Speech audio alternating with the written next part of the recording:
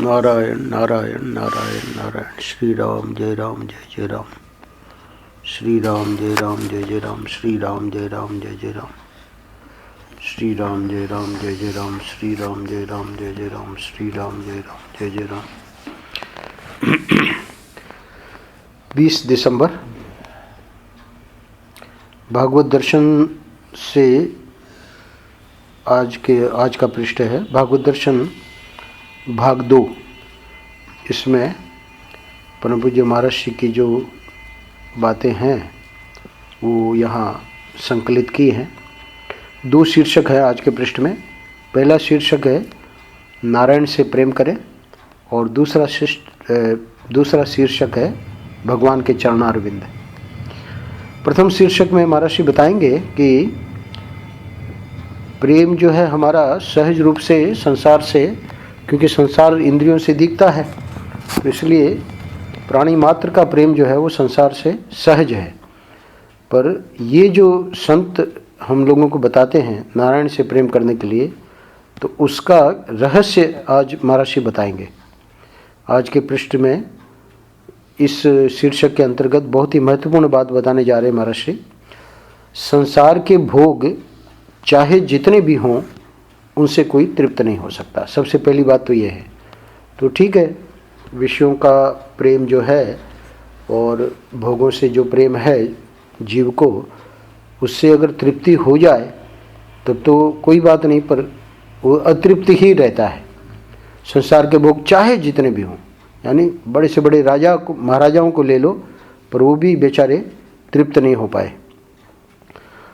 उनसे कोई तृप्त नहीं हो सकता है ना। बोले कि भाई कोई ऐसा है योगी है वो संसार के भोग करके तृप्त हो गया हो। कोई का मतलब चाहे संसारी हो, चाहे पामर हो, चाहे साधक हो, चाहे सिद्ध हो, है ना, संसार के भोग से तृप्त नहीं है। सिद्ध अगर तृप्त है तो वो किससे तृप्त हो आगे बताएंगे महाराज। अंततो गत्वा उससे बेचैनी जरूरी होगी।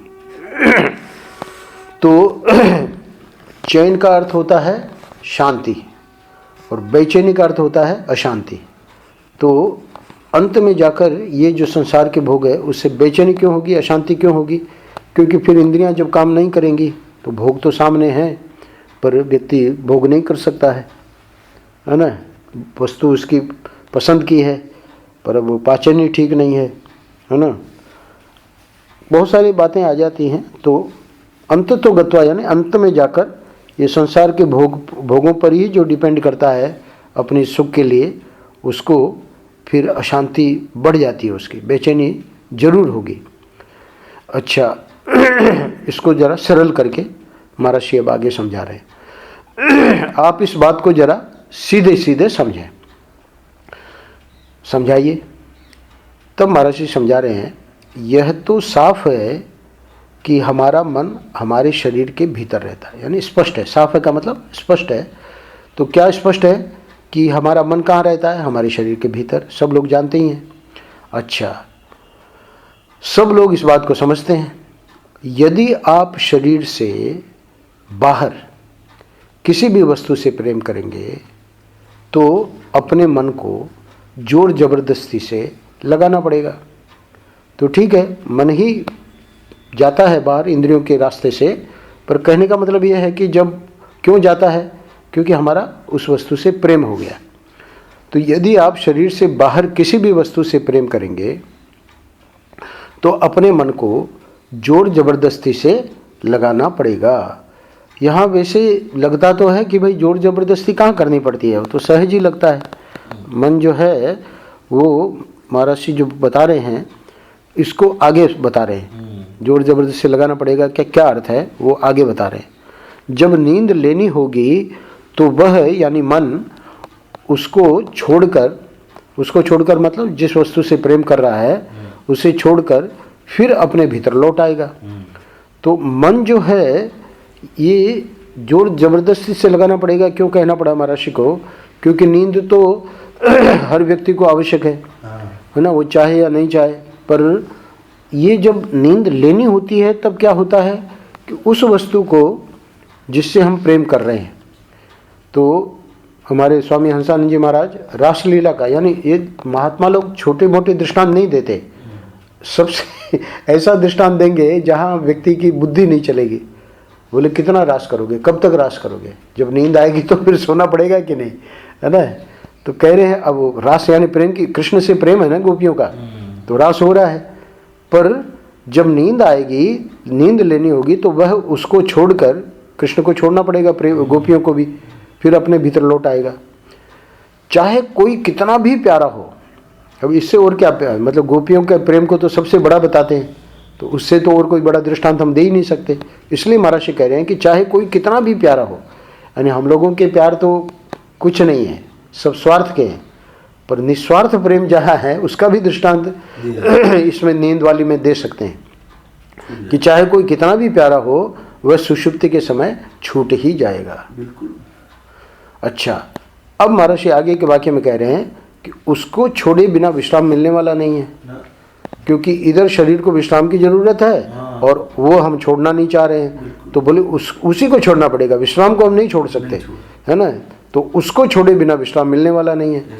तब इन 3-4 वाक्यों में महर्षि ने ये बिल्कुल स्पष्ट समझा दिया कि आपको निश्चित रूप से ये समझ लेना चाहिए कि यदि आप ऐसी किसी चीज़ से प्रेम करेंगे जो आपके हृदय में नहीं है, हृदय से बाहर है, तो वह छोड़नी पड़ेगी और फिर छोड़ने में बेचैनी होगी। तो बहुत ही संक्षेप में महर्षि ने इस बात को एकदम सिद्ध कर दिया कि कोई भी चीज़ जो हमारे हृदय से, हमारे शरीर से बाहर है, जो हमारे हृदय में नहीं है, तो वो हमको विश्राम के समय छोड़नी पड़ेगी और फिर छोड़ने में बेचैनी होगी। बिना उसको छोड़े आप शांति से, सुख से शयन नहीं कर सकते। अच्छा चलो भाई, ये बात तो समझ में आ गई। हालांकि समझना, महर्षि ने कल बताया ना, सुन लें और फिर मान लें और फिर कर लें तो आप भी सिद्ध हो जाओगे, है ना। तो इसका मतलब है कि सुन तो रही हैं हम, फिर मान ले, तो मानना हमारा नहीं बनता है, क्योंकि करेंगे संसार से ही प्रेम, भले कितना ही आप सुनाओ, है ना, और फिर कर लें तो करना तो और कठिन है, मानना ही नहीं बन रहा है तो करने की बात कहाँ है। क्यों मानने के बाद फिर व्यक्ति कहाँ, महर्षि ने मान लिया, रह पाए क्या शंतनु बिहारी द्विवेदी के रूप में? नहीं रह पाए। महर्षि ने मान लिया शास्त्रों की बात, संतों की बात को, तो सुनते तो सब हैं, पर मानने के बाद ही फिर वो करने वाली बात आ जाती है, क्योंकि जैसे ही मान लिया वैसे ही वो कर बैठे, फिर कहाँ पूछा घर में कि हम संन्यास लेने जा रहे हैं, है ना। तो सुनना, मानना और करना, तो करने में तो फिर सिद्ध तुम ही हो जाओगे। तो इसलिए महर्षि कह रहे हैं, किंतु यदि आप अपने हृदय में रहने वाले अंतरात्मा नारायण से प्रेम करेंगे, अब ये जो आगे की बात है वो हम सुन तो रहे हैं, पढ़ तो रहे हैं, पर उसको मान के करना पड़ेगा। क्या? किंतु यदि आप अपने हृदय में रहने वाले अंतरात्मा नारायण से प्रेम करेंगे, अपने आप में बैठेंगे। हम लोग अपने आप में नहीं बैठ रहे हैं, हम लोग बैठते हैं या तो मोबाइल को लेकर बैठते हैं, है ना, या टीवी को लेकर बैठते हैं, या श्रीमती जी श्रीमान जी को लेकर बैठती हैं। तो ये सब जो है वो अपने आप में बैठना नहीं है, तो वो जो है वो अशांति का कारण रहेगा हमेशा। और ये नारायण से प्रेम करेंगे, अपने आप में बैठेंगे तो शांति से रहेंगे। तो ये 2 शब्द क्यों प्रयोग किए महर्षि ने? क्योंकि अंतरात्मा नारायण से प्रेम करना ये तो हो गया भक्ति, और अपने आप में बैठना यानी अपने स्वरूप में बैठना ये हो गया वेदांत। तो महर्षि की एक सहज शैली थी कि दोनों चीज़ों को एक साथ लेके चलते थे।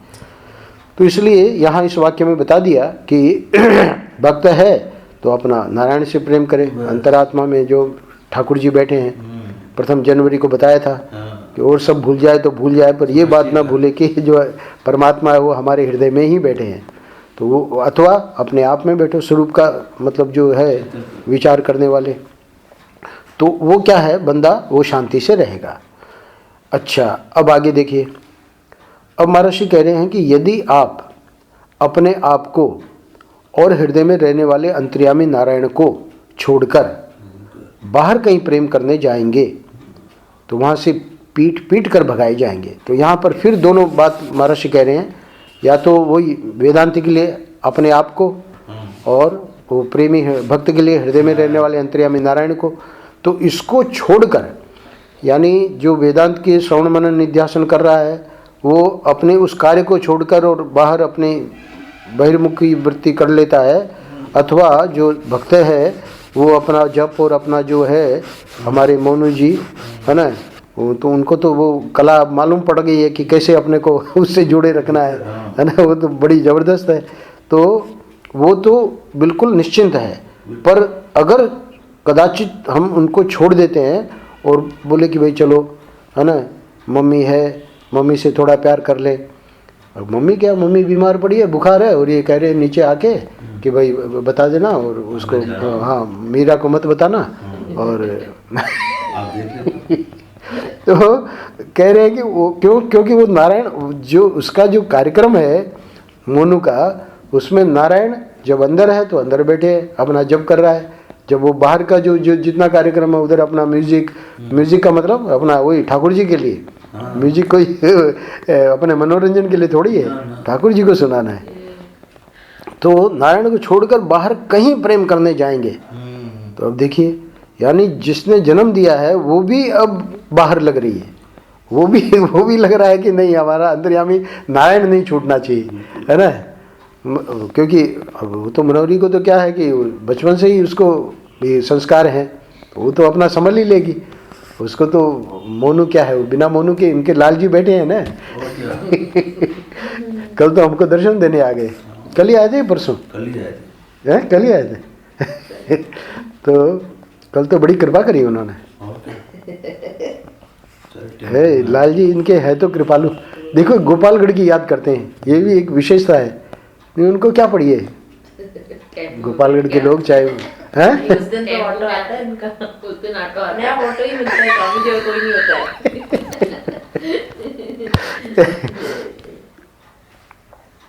तो कह रहे हैं कि यदि आप अपने आप को और हृदय में रहने वाले अंतर्यामी नारायण को छोड़कर, महाराज से सावधान कर रहे हैं, बाहर कहीं प्रेम करने जाएंगे तो वहाँ से पीट कर भगाए जाएंगे।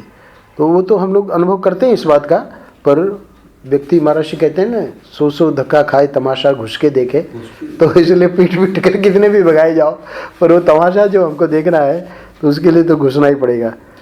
तो ठीक है, उनके लिए तो फिर यह भी नहीं पुस्तक, भले ही बाहर वाली वस्तु का नाम कुछ भी हो। तो अब इसीलिए मैंने कहा ना, बाहर वाली वस्तु का नाम, यहाँ तक कि है ना स्वयं माता जी, अपने जन्म देने वाले माँ को भी अब उसके लिए ठीक है, मतलब व्यवहार तो सब चल ही रहा है, प्रेम तो देना ही है, ब्रजवासीन है, फलाना है, ठिकाना है ना, खुश करते रहना पर कह रहे हैं भले ही बाहर वाली वस्तु का नाम कुछ भी हो, है ना।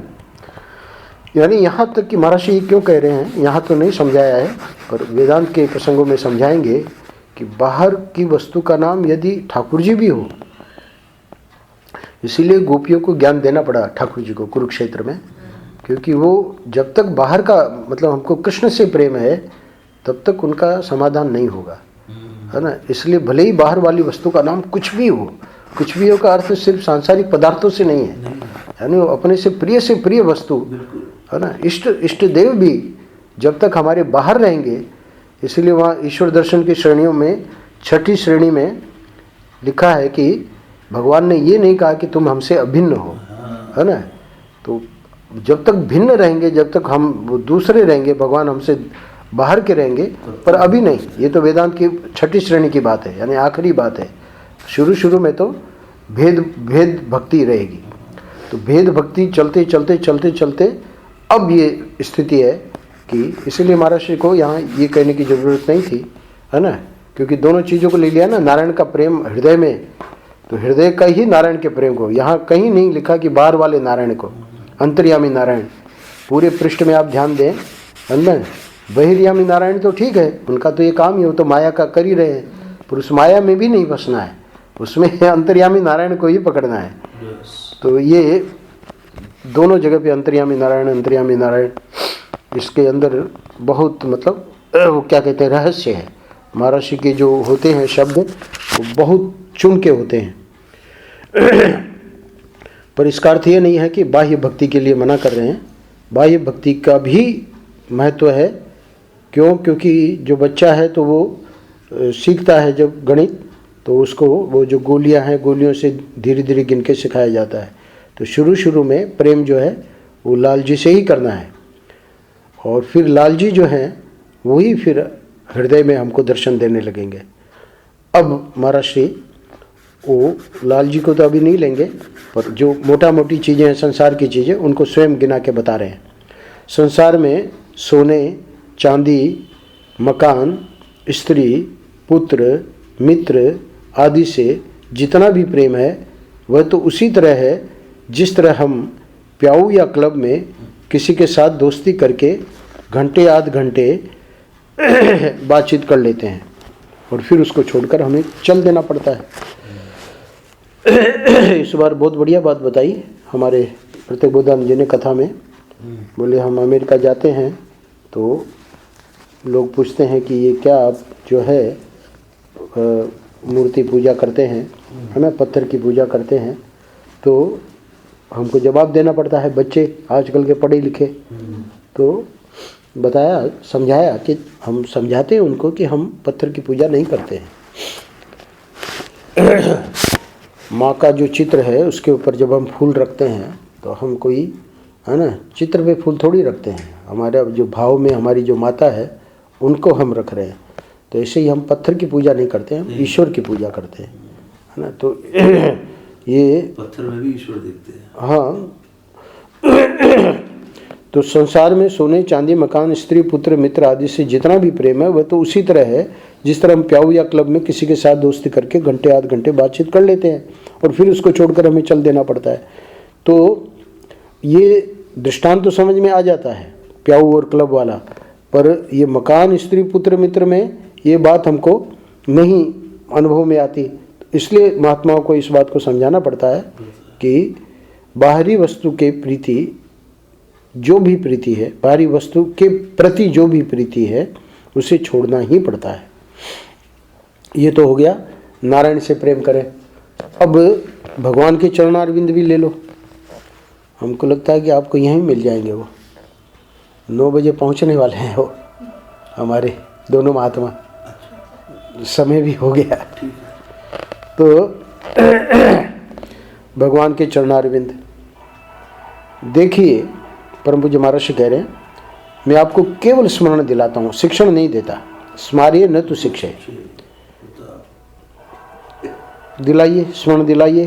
क्या दिला रहे हैं आप? यह ध्यान रखें कि हम लोगों को संसार में जो हजार हजार सुख दुख होते रहते हैं वे सब मन की कल्पना से ही होते हैं, है ना। भगवान के चरण, एक किताब दे।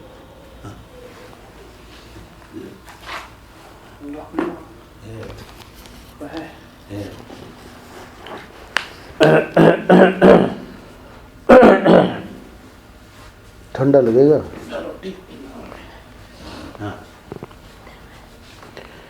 भगवान के चरणारविंद देखिए, मैं आपको केवल स्मरण दिलाता हूँ, शिक्षण नहीं देता। स्मार्य न तो शिक्षे। आप यह ध्यान रखें कि हम लोगों को संसार में जो हजार हजार सुख दुख होते रहते हैं वे सब मन की कल्पना से ही होते हैं। सुख दुख का रहस्य बता रहे महाराज श्री। सुख दुख जो है हमको लगता है वो व्यक्ति दे रहा है ना, उस परिस्थिति से, उस घटना से हमको ये दुख हुआ या सुख हुआ। पर महर्षि यहाँ बता रहे हैं सुख दुख का रहस्य कि हजार हजार सुख दुख जो भी होते रहते हैं हमको, वे सब मन की कल्पना से ही होते हैं। तो मन की कल्पना से ही होते हैं, ये कैसे, इसको आगे समझा रहे हैं।